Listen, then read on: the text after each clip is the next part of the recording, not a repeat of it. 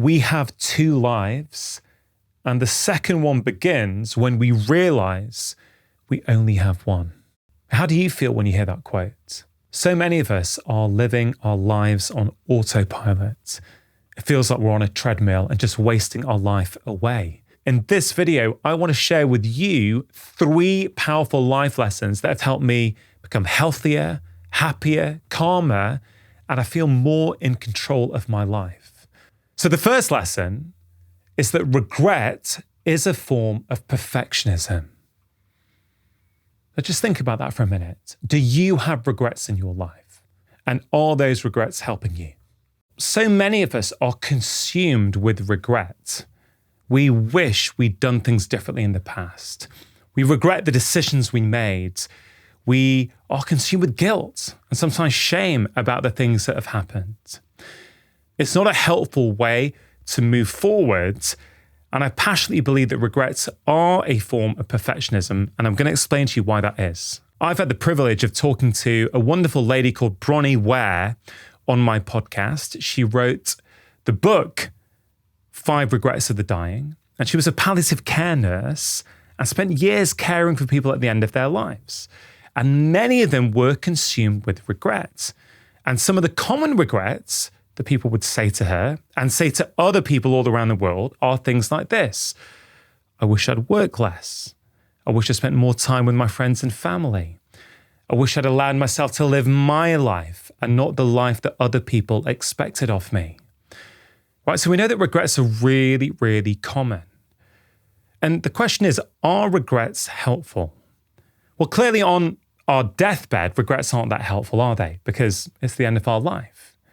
Right? So we can assume that those people on their deathbeds wish that they had lived their lives in a different way.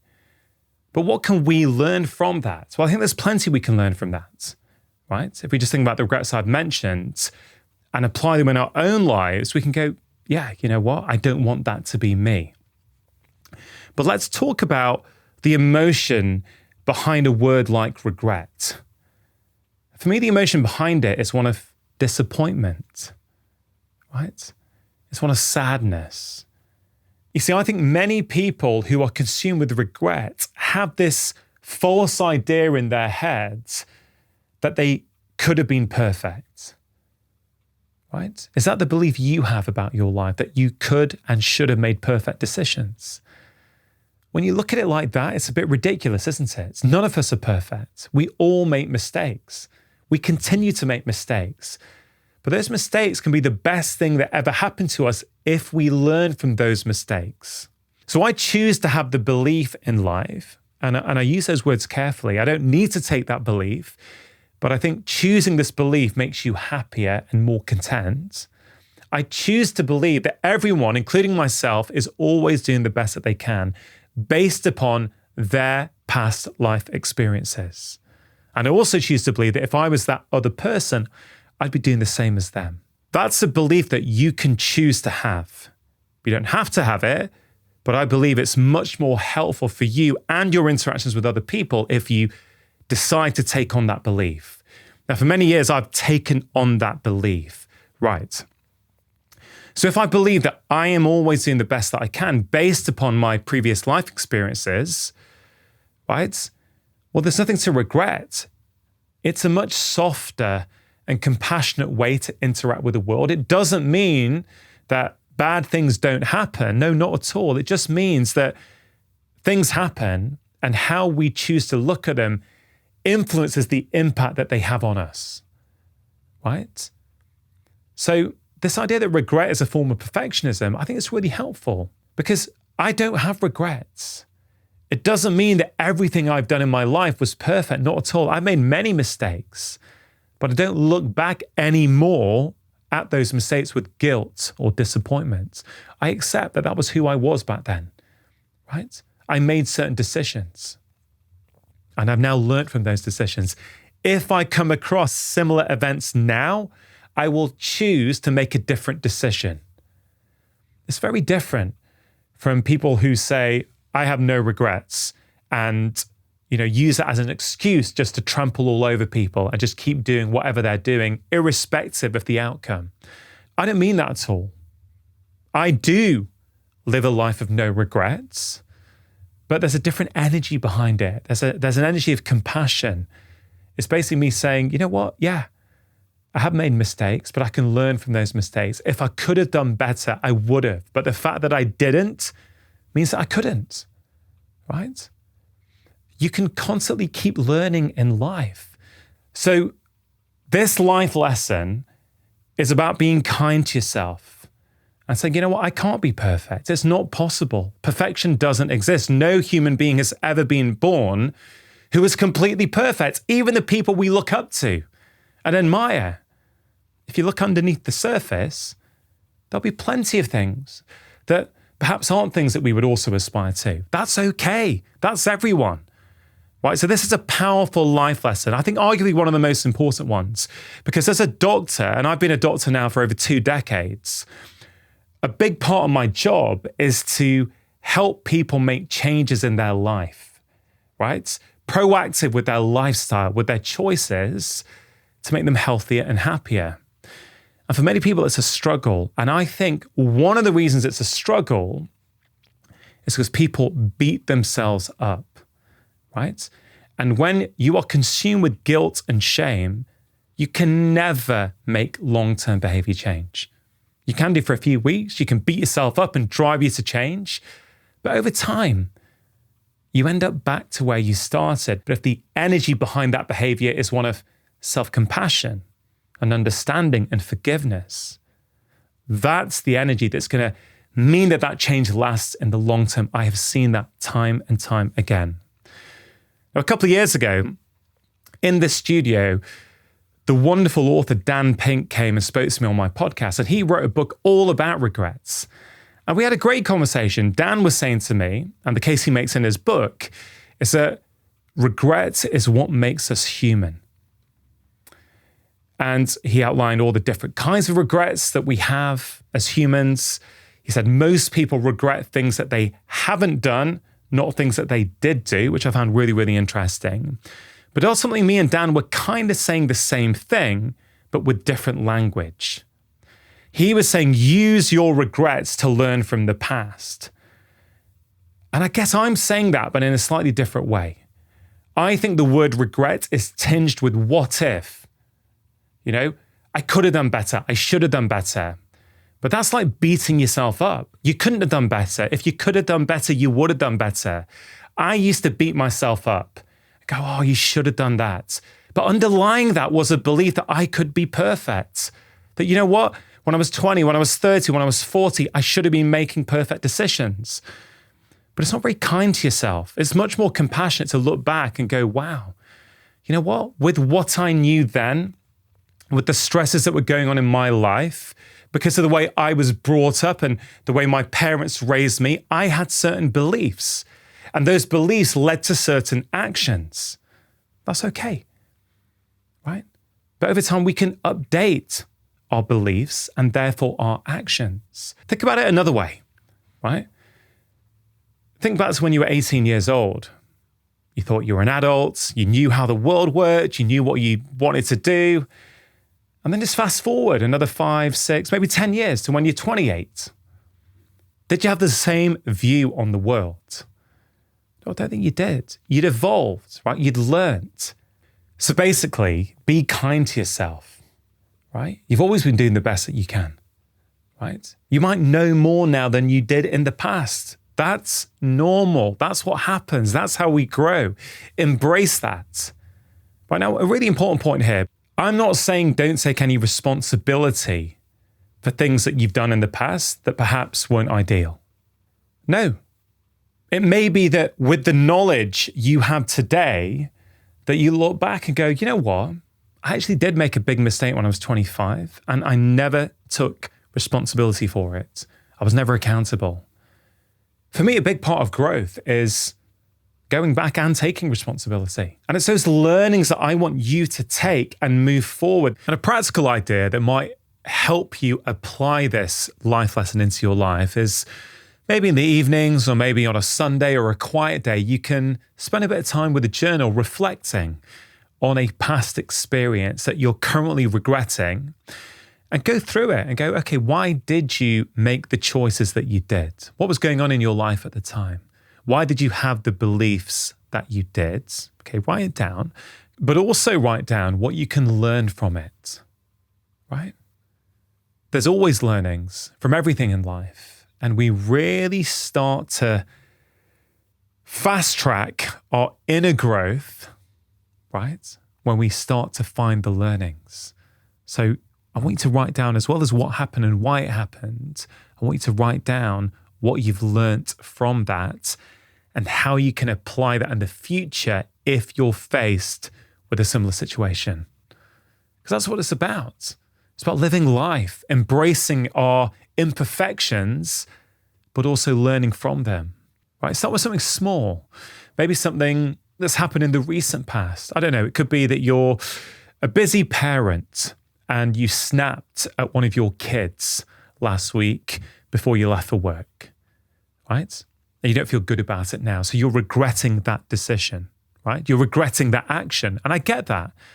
No parent wants to be snapping at their kids, right? But write down, what was going on then?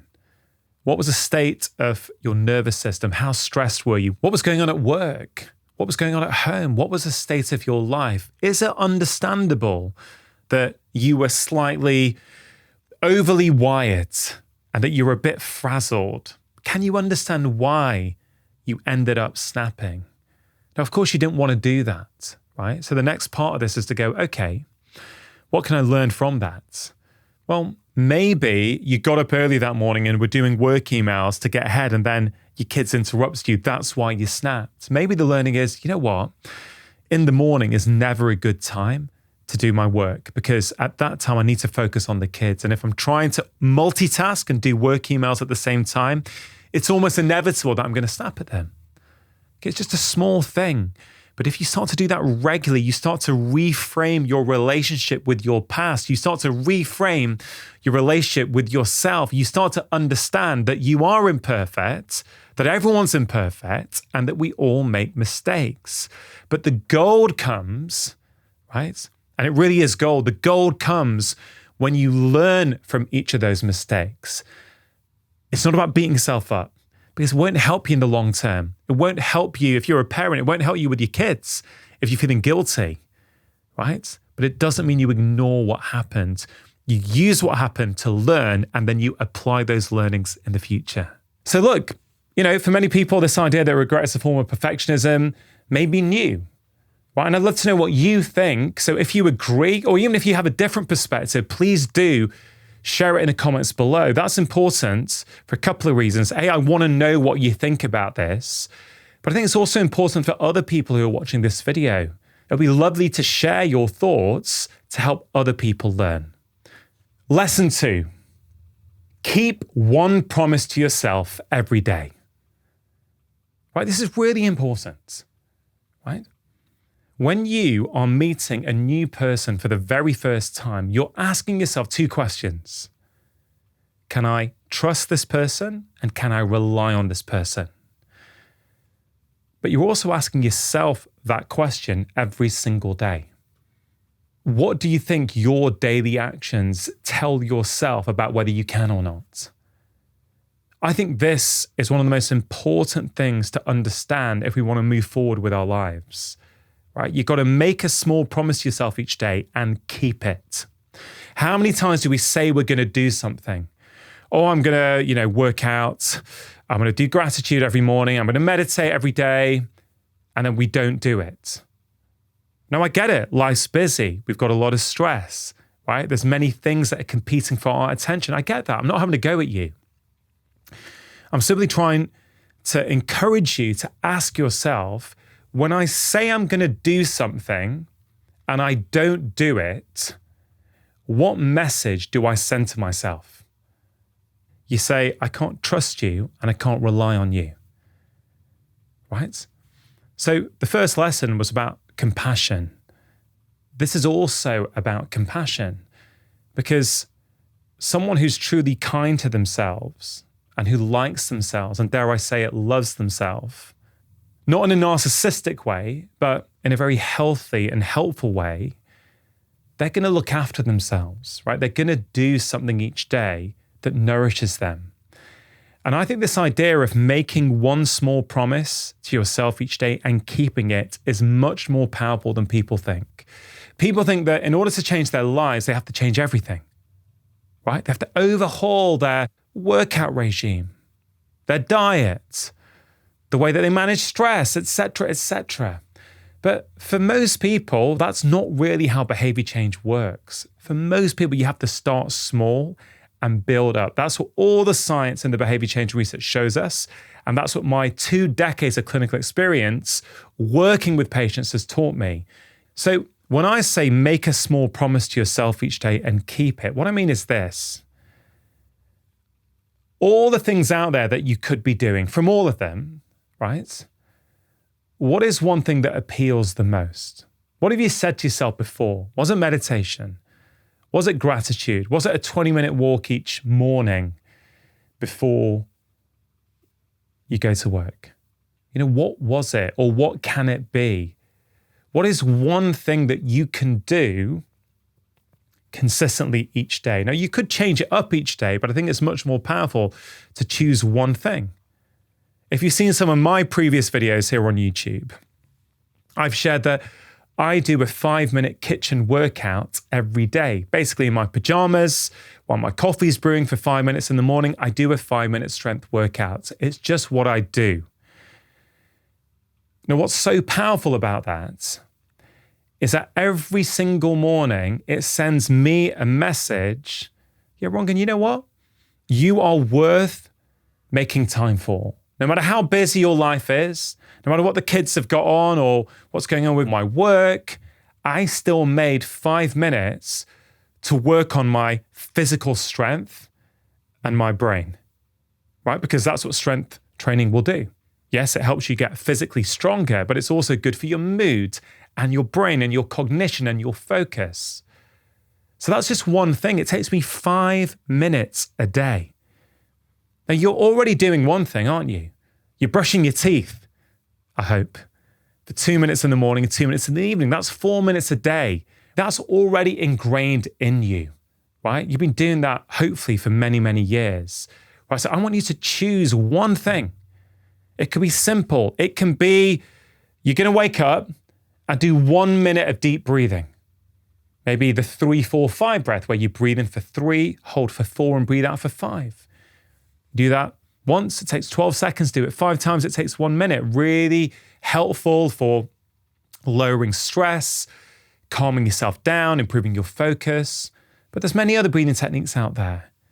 It could be a 5-minute workout, right? It could be a 1-minute workout, 1 minute of star jumps or jumping jacks.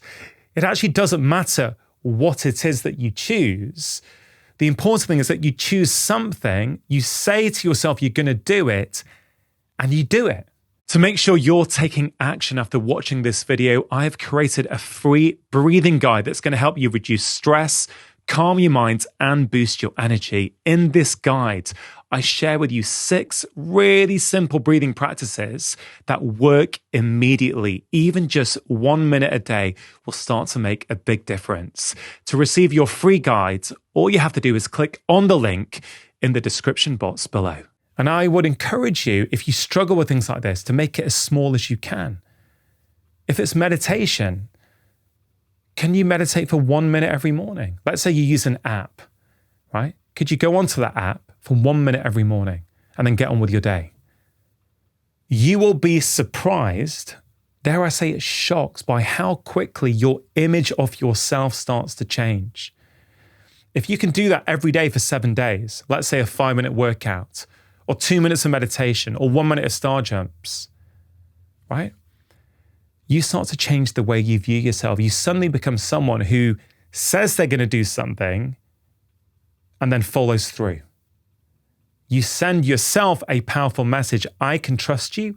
I can rely on you. I always make time for my 5-minute workout, always. Because it's part of what I do. It's kind of who I am. And that shift in your self-identity, it improves your self-worth, your self-esteem, and that then ripples out into so many other aspects of your life. You're not looking for perfection, right? Like with lesson 1, right? Perfection doesn't exist. Doing the perfect workout, having the perfect lifestyle every day, for most of us just ain't going to happen. So let's reframe it. We're not looking at perfection. We're looking at what can we do, right? So I really want you to think about that. Make one small promise to yourself, right? And if you want, let me know in the comments what it is. Yes, I want to read it, but I also want this community here that we're building on YouTube. I want them to be inspired. I'm sure some of you have already done this, right? So pop it down. What one small thing do you do? Do you say you're going to do and you do? Because I've already mentioned a few ideas in this video. There's many more ideas out there, and you sharing some of your ideas, I think will help people all around the world. So the final life lesson for this video is that busyness does not equal success. I'm going to say that again. Busyness does not equal success. How busy are you? Right? How busy are most of us these days? I think in most countries around the world, most of us are feeling overly busy. Right? The World Health Organization a few years ago said on their website that stress is the health epidemic of the 21st century. Okay. And I think over the last few years, it's got even worse. Right. So busyness is becoming the norm. It never used to be, but it is today. And it's causing all kinds of problems for our health and our happiness. In fact, there was a statistic here in the UK last year that said that 88% of UK workers had experienced some form of burnout in the previous 2 years. Now, it's a truly remarkable statistic, right? Because it kind of says that as a society, we've got something wrong. We've got something massively wrong. Yes, our workplaces and our employers definitely play a role here in terms of what they're asking us to do, the way we're being asked to work. There's many, many factors here that are contributing. But the key life lesson here that I want to share with you guys is that real understanding that being busy does not mean I'm thriving at life. Right? That's the key message, because many of us do. But for so many of us, business is a distraction from our life. And dare I say it, for some of us, maybe for many of us, business is actually a sign of laziness. Now, I say that with compassion. I completely understand that some people cannot avoid being busy, right? I get that. Let's say you're a single parent and you're having to work 2 or 3 jobs just to keep a roof over your family's head, right? So I understand many people have to be busy. But for many of us also, we don't, but we choose to be because we haven't yet prioritized what is truly important in our life. Remember what I said in the first lesson about regret being a form of perfectionism? I mentioned some of those regrets that people have on their deathbed, that Bronnie Ware, the palliative care nurse, wrote about in her book, The 5 Regrets of the Dying. One of those regrets was, I wish I had worked less. Right?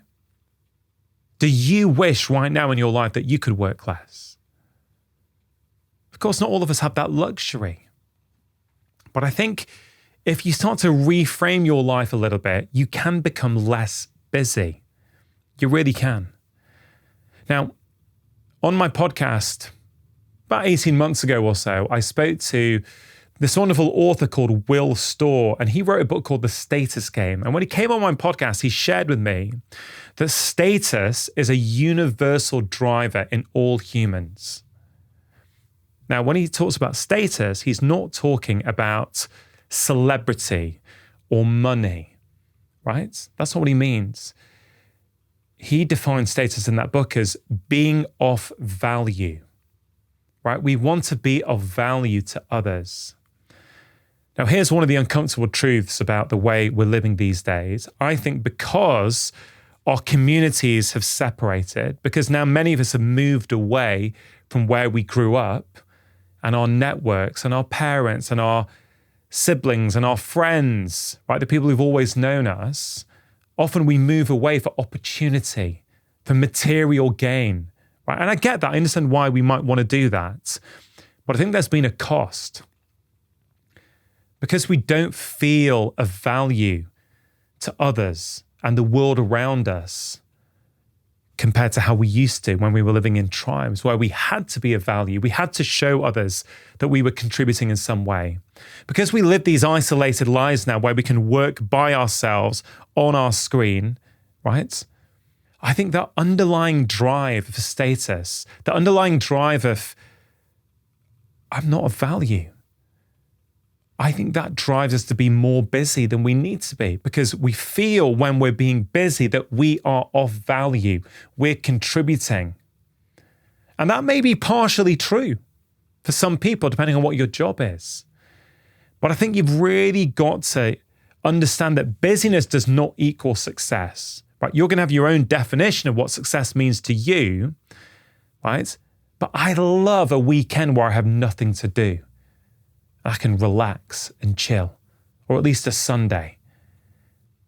And I used to work through weekends because the state of the modern world means you can always work in some jobs, right? There's always another email you can send, another task you can get done on your laptop. Those barriers, those boundaries between work and home have been decimated with technology. There's some benefits of that. There's some downsides of that. Some of the benefits are we can work from home. Many of us can work from home in a way that we couldn't do. Okay, that is an upside. But you've got to understand that anything in life has upsides and downsides. The upside may be that you can work from home and not have to do the commute into the office. Great. What's the downside? Oh, the downside is you can keep working into the evenings. You can keep working on a Saturday morning and a Saturday evening and a Sunday. So the way busyness has pervaded every aspect of our life, it is toxic. I mean, there are some religions out there, right? In fact, many of the kind of traditional religions around the world have got practices that really encourage people to switch off and not be busy for at least one day a week. Even that can be a start for some people. Maybe in the week, you just got too much going on with your job and your children and your commitments. Right, but can you, for 3 or 4 hours on a Sunday, switch off, turn the phone off? And I know families who observe this, and what I've noticed is that a lot of these families are really close because they have a rule in life that means that they're going to switch off. Doesn't matter what the demands of the modern world are. My point of bringing that example up is not to say you should or shouldn't be religious. It's to say, there are some helpful practices out there that if we can start implementing, can improve the quality of our life massively, right? And really switching off for one day a week, when I do it, and I do it regularly now because I've learned that I'm much better throughout the week when I have that switch off, it's transformative. You feel completely recharged. We know that resting is critical for your health, your longevity. It's critical to lower your stress levels. And I think that's one of the reasons so many people feel burnt out these days. There's just a low-grade input constantly. I do a few emails here. I get a bit done here. So we never get that complete switch off where our nervous system can reset back down to zero. So, if you can you create some space in your week? I say Sunday because that tends to be, here in the UK at least for most people, the quietest day. But of course, depending on where you live, it could be different. If you can't do a whole day, can you do half a day, 2 hours, even 1 hour? I used to do this when my kids were younger. On a Sunday morning, my wife, myself, and our 2 kids would go out for like half a day without our phones. So we really just spent time together without any distraction. Okay, so that's an idea you might want to consider. Another tool I found to be really helpful when it comes to becoming less busy is almost to flip it. And at the start of each day, I ask myself a really powerful question, okay? What is the most important thing I have to do today? Now, it's a deceptively powerful question because it forces you to prioritize. It forces you to make a decision. And when I first started asking myself that question each day, I would be like, well, I've got quite a few important things to do today. So, I'm going to choose one for my work and one for my home life. And over time, it's become one answer. And again, right? It's not about the perfect answer. That's a theme that's coming in throughout this video in many of these life lessons. Perfection doesn't exist. The point of that question is that you're making a decision, right? Me saying that my work deadline is important doesn't mean that my relationship with my wife or my children is not important, but it gives me focus as to where to direct my attention that day. So each day I'll put down a different answer. Some days it's the same, other days it's different. But it could be, for example, today the most important thing I have to do is go for a 20-minute walk at lunchtime. By setting the intention that morning, it means that I'm much more likely to do it. Now, it doesn't change my workload or the other obligations I have in my life, but it means if I say I'm going to do that in the morning and I complete it, I know that the most important thing got done. It is the antidote to busyness because you feel a sense of completion. I did it. There's always going to be more things to do. Your to-do list will never be done in the 21st century. So having the goal that we're going to get rid of our to-do list, I think makes people more busy because they're constantly trying to firefight. Whereas if you simply say, this is the most important thing I'm going to do today, and you then go and do it, very similar theme to the last life lesson about making a promise and keeping it, right? Just imagine you answer that question every day for 365 days and you do it. That means in a year, on 365 different occasions, what you identified was most important in your life, you did it. Like, you cannot tell me that that is not going to transform your life. There's always going to be stuff you didn't do. But this question, with a laser-like focus, hones down on what is the most important thing on any given day. And as I say, some days it will be, I want to go for a 20-minute walk. Other days it will be, I must make sure I spend 10 minutes with my wife this evening where we're not distracted. On other days it will be, I want to make sure when my kids come home from school that my laptop's down and I'm able to be present with them and listen to what they have to tell me.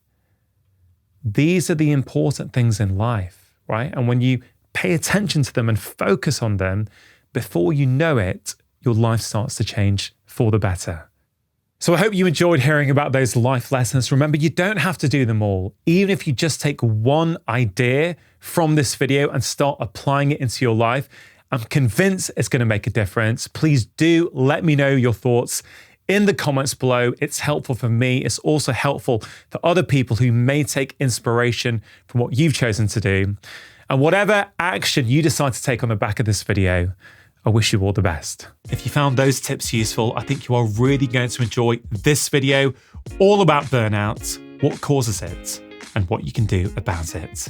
One of the worst things in life is when you've got no energy. Every day feels like you're on a treadmill. I've been a medical doctor now for over 21 years, and this is one of the commonest complaints I see